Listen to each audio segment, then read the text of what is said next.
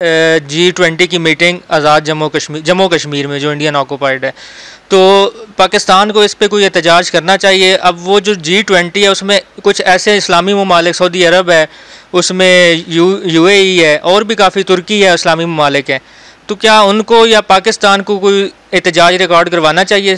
देखिए, बहुत अरसे से नरेंद्र मोदी ने कश्मीर को एज सेल पॉइंट के तौर पर रखा है, आए यहाँ इन्वेस्टमेंट करें।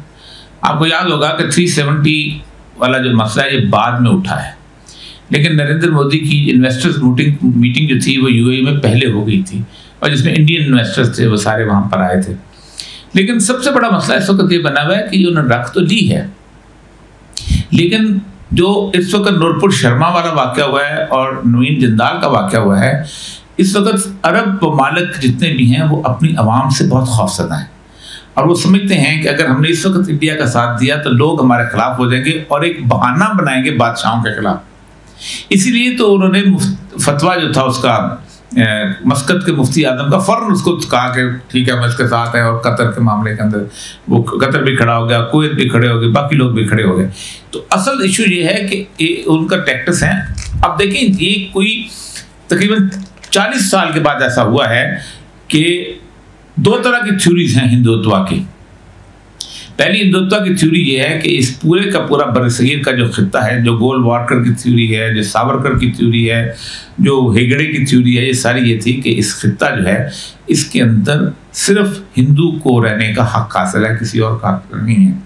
और उसके अंदर उन्होंने कहते हैं कि जो लोकल नस्लें हैं यहाँ की, जो हो गई थी या क्रिश्चियन हो गई थी, उनको हम वापस लेके आ जाएंगे।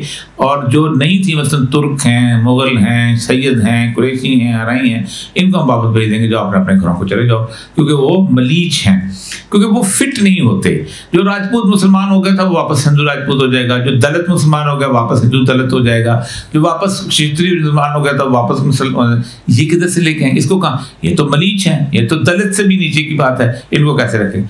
तो उसके मुकाबले में एक बहुत बड़ा नाम है दीनदयाल उपाध्याय। इसने दीनदयाल उपाध्याय ने कहा था कि नहीं, कम्युनिज्म और कैपिटलिज्म के मुकाबले में एक और थ्योरी जो है, एक इंडियन माइथोलॉजी की भी पेश होनी चाहिए। और उसने उसको कहा था कि इज्तिमाई, जैसे ह्यूमनिज्म।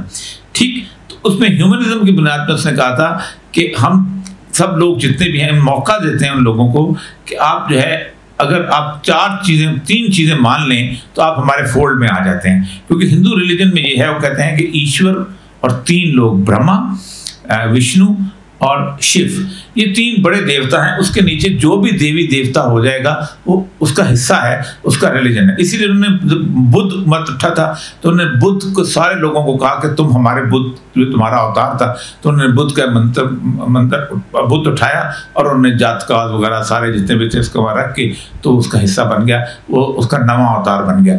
महावीर उठा, तो महावीर के बारे में चूंकि वो मांस मछली नहीं खाते थे, जैन थे, तो उन्होंने कहा ये भी हमारा है, क्योंकि विष्णु मछली नहीं खाता था। तो महावीर जो था वो मैं 8वां अवतार बनाया गया था। फिर गुरु नानक जो था वो आगे 400-500 साल पहले की बात है, तो गुरु नानक का भी उन्होंने बुत उठाया, वहाँ लगाया, ग्रंथ का पाठ शुरू किया और वाल्मीकि हिंदू बना लिए। मुसलमान बीच में नहीं आते थे, क्योंकि मुसलमानों का रसूलुल्लाह का ना बुत बनाया जाता था ना उसका। वो कहते ये है कि चलो आपको हम नहीं मानते, लेकिन 3 चीज़ें आप तर्क कर दें तो हम आपके साथ हैं। पहली चीज़ आप ये तर्क कर दें कि आप अपने आप हमें काफिर मत कहें। तो क्योंकि हम समझते हैं कि तमाम पैगंबर, खा रसूलुल्लाह सल्लल्लाहु अलैहि वसल्लम हो, खा ईसाइयों के ईसा हो, खा यहूदियों के मूसा हो, या हमारा कृष्ण हो, या हमारा अपना विष्णु या शिव हो, ये सारे बराबर हैं और तमाम आसमानी किताबें बराबर हैं। और इसको हम एक लग लेते हैं, इससे कुफर का काम को नहीं, बराबरी की सूरत हाल हो। दूसरा उन्होंने ये कहा है कि आप अपने आप को एक मुस्लिम उम्मा के तस्वर से पैदा कर लें। आप अपने आप को इंडियन मुस्लिम कहें, आप कहें हमारा कोई ताल्लुक नहीं किसी और के साथ, खा वो पाकिस्तानी है, खा वो ईरानी है, कुछ नहीं, हम इंडियन मुस्लिम हैं, हमारा टाइप और है, हमारा मज़हब और है हमारे। और तीसरा उन्होंने कहा है कि आप जिहाद से इनकार कर दें, क्योंकि कल को अगर हमारी लड़ाई किसी मुसलमान मुल्क से होती है तो फिर आप किससे लड़ेंगे। तो ये 3 ऑफर्स उन्होंने दोबारा की हैं। इस 3 ऑफर्स को अभी तक मुसलमानों ने, एक ख्वाजा साहब है, उन्होंने सारे लोगों ने मिलकर जवाब दिया है कि हम ऐसा नहीं कर सकते, और एक बहुत शोर मचा हुआ है। तो G20 जो है उसकी मीटिंग जो है वो मुझे नहीं लगता कि कोई मुसलमान हुक्मरान इस वक्त जुर्रत करेगा, क्योंकि अपने मुल्कों में उनके लिए बड़ा मसला बना हुआ है। अस्सलाम वालेकुम सर, मशकूर महमूद सर। जी सर 2 क्वेश्चन है बेसिकली, मेरे छोटे छोटे क्वेश्चन है। पहला क्वेश्चन तो सर मेरा ये है कि मैं आपको तकरीबन 6-7 साल से फॉलो कर रहा हूँ, जब से जो है पॉलिटिक्स को जो है वो कीनली जो है वो मैंने फॉलो करना शुरू किया है। पहला क्वेश्चन तो मेरा ये है कि आपका एक पॉइंट है कि जो हमारा ये पार्लियामेंट्री डेमोक्रेटिक सिस्टम है, ये जब तक रहेगा हम जो है पाकिस्तान के अंदर जो है वो इस्लाम नाफिज नहीं कर सकते। तो उसके अगेंस्ट आप क्या कहते हैं? प्रेसिडेंशियल फॉर्म ऑफ गवर्नमेंट के अंदर जो है हमारे पास क्या ऑप्शन है? क्योंकि जहाँ तक हम बात करते हैं अपने इसी को सब एक्सटेंड कर देते हैं कोई लंबा सा। पहली बात तो ये है कि हमें खिलाफत कहने में हिचकिचाहट क्यों आती है? उसकी बुनियादी वजह यह है कि कौमें हमेशा तबाह उस वक्त होती हैं जब कौमों से उनकी इस्तिलाहें छीन ली जाती हैं। जब आप किसी दूसरे की इस्तिलाह में बोलते हैं तो कंपैरिजन भी उसी इस्तिलाह में करते हैं। जब कहते हैं ना कि हम प्रेसिडेंट, तो फिर आप कंपैरिजन करेंगे ट्रूमैन के साथ, आइजनहवर के साथ, डिगॉल के साथ। जब कहेंगे वज़ीर आज़म तो आप कंपैरिजन करेंगे चर्चिल के साथ, इटली के साथ या किसी और के साथ। ठीक, जब कहेंगे खलीफा तो आप कंपैरिजन करेंगे अबू बकर सिद्दीक के साथ, उमर फारूक के साथ, उस्मान के। स्टैंडर्ड बदल जाता है। एक बात तो यह है कि खिलाफत अगर कायम कैसी पार्लिमानी निज़ाम जो है, जो खुसूसन हमारा पार्लिमानी निज़ाम है, ये दुनिया में सिवाय इंग्लैंड के या 2 एक और जगहों के, इंडिया के, सब जगह ख़त्म हो चुका है। 97 कंट्रीज ऐसे हैं कि जहाँ उन्होंने प्रोपोर्शनल रिप्रेजेंटेटिव रखा है। पार्टियाँ वोट लेती हैं और कोई कॉन्स्टिट्यूंसी नहीं होती, पार्टी की आइडियोलॉजी को वोट मिलता है, वो उस हिसाब से उसको आगे लेके आते हैं। दूसरी बात यह है कि मैं बुनियादी तौर पर इस चीज़ का कायल हूँ, और एक बात याद रखें, दुनिया में कहीं पर भी बगैर ताकत के जमहूरियत भी नाफिज नहीं हुए। मैं लोगों से कहता हूँ, अगर जाहिया खान इलेक्शन ना कराता तो क्या तुम मार्शल उतार सकते थे? तुम्हारे अंदर हिम्मत थी, मार्शल उतार लेते। उसने इलेक्शन कराए, उसने जमहूरियत इंट्रोड्यूस कराई तो आ गई। क्रॉमवेल जैसी मूवमेंट हुई तब जाके इलेक्शन, फ्रेंच रेवोल्यूशन आया तब जाके हुआ।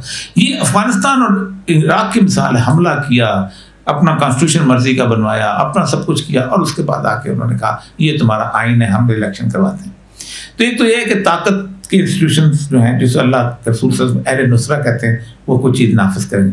उसमें बुनियादी तौर पर राय की अहमियत है। आप स्टैंडर्डाइज करेंगे एक वोटिंग को। आप 18 साल का स्टैंडर्ड रखा हुआ ना आपने। 13 साल की उम्र में मैंने मैट्रिक किया था, मैं वोट देने के काबिल था, लेकिन मुझे 25 साल होते थे वोट देने के। मुझे 25 साल के बाद कहीं जाके वोटिंग की थी, लेकिन 85 साल के, 90 साल के फातर और लकल पागल बुढ़े राशेज़ादा उसका अंगूठा लगा के वोट ले लेते हैं। तो एक स्टैंडर्ड अपने एज का रखा है, आपको तालीम का स्टैंडर्ड रखना पड़ेगा, आपको बाकी चीज़ों का, आपको उसके अखलाकियात का स्टैंडर्ड। एक लोग कहते हैं जी कहाँ से ढूंढेंगे ना, बुनियादी तौर पर उसूल यह है कि हर बंदा ईमानदार है अनलेस प्रूव अदरवाइज। ये नहीं हो सकता कि इलेक्शन हो रहा है और जेल के अंदर जहाँ जानी, शराबी, जुआरी, चोर, रेपिस्ट, उसका भी बूथ लगा हुआ, वो भी वोट दे रहा है और मैं भी वोट दे रहा हूँ। ज़ैनब का कातिल जो है अगर जेल के अंदर होता और इलेक्शन आ जाते तो जेल में वोट देता वो।